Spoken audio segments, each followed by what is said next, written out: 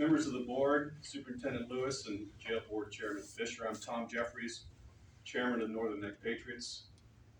Once again, we stand here before you as members of the public, expressing our concerns over what we have heard about conditions in our jail. Today, for the second time, you've heard directly from a former prisoner of this jail.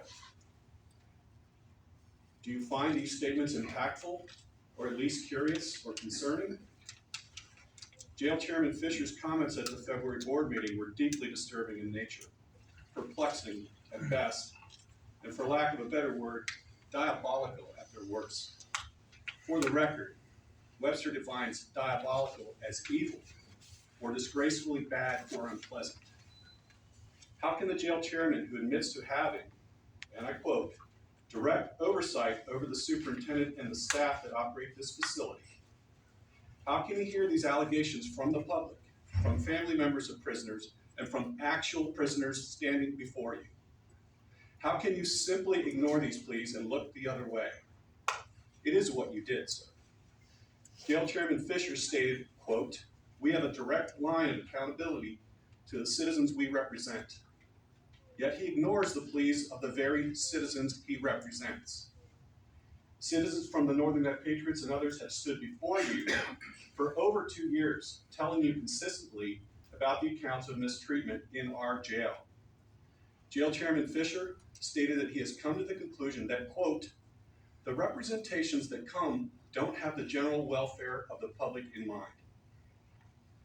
Stunning. If the jail chairman is implying the way in which our jail is run is necessary evil to maintain, quote, general welfare of the public, then I strongly disagree. You can do better.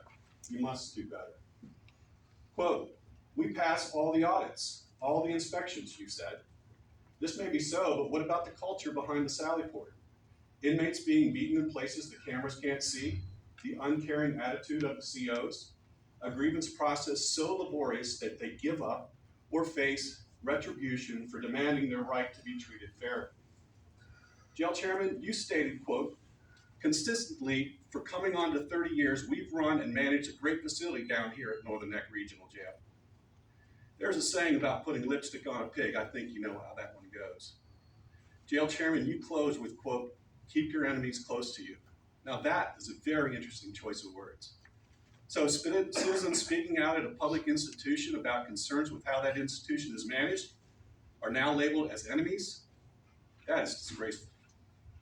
A picture is emerging about how this institution functions. The superintendent and staff check all the boxes and pass the inspections. Prisoner complaints are ignored and self-investigated by their captors, usually with findings of nothing to see here. The jail chairman decrees all is well and keep up the good work, staff. And the county representatives go along for the ride. Sheriffs, what about you? One of you considers it a conflict of interest to investigate the jail that sits in your county. We will be back here again next month and the month after that and so on until this board takes its responsibility seriously to establish and maintain, as the chairman said at last meeting, a direct line of accountability to the citizens we represent. And I'd like to ask you a question, and I hope you will respond. You never have before. The 5 action items I laid out at last meeting, I'd like to know if you made any progress on those. Thank you very much.